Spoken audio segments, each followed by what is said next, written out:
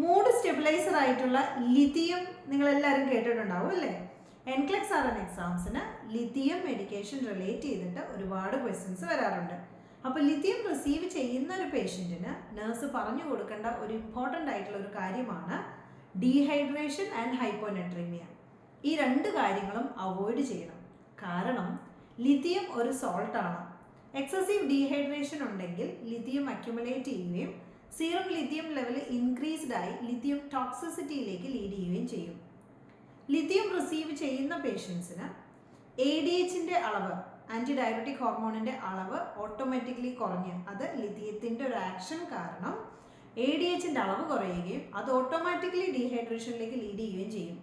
അപ്പോൾ ഓൾറെഡി പേഷ്യൻറ്റിന് ഏതെങ്കിലും തരത്തിലുള്ള ഡീഹൈഡ്രേഷൻ, ഫോർ എക്സാമ്പിൾ ഒരു പേഷ്യൻറ്റ് ഡയബറ്റിക് മെഡിക്കേഷൻസ് കഴിക്കുന്നുണ്ട്, അല്ലെങ്കിൽ പേഷ്യൻറ്റ് നന്നായിട്ട് വെള്ളം കുടിക്കുന്നില്ല, പേഷ്യൻറ്റ് ഭയങ്കര ഹോട്ട് വെതർ, സമ്മർ ടൈമിൽ ഔട്ട്സൈഡാണ് വർക്ക് ചെയ്യുന്നത്, ഇങ്ങനെയുള്ള സിറ്റുവേഷനിലൊക്കെ എക്സസീവ് ഡീഹൈഡ്രേഷൻ ഉണ്ടാവുകയും അത് ലേറ്റർ ഓൺ ലിഥിയം ടോക്സിസിറ്റിയിലേക്ക് ലീഡ് ചെയ്യുകയും ചെയ്യും.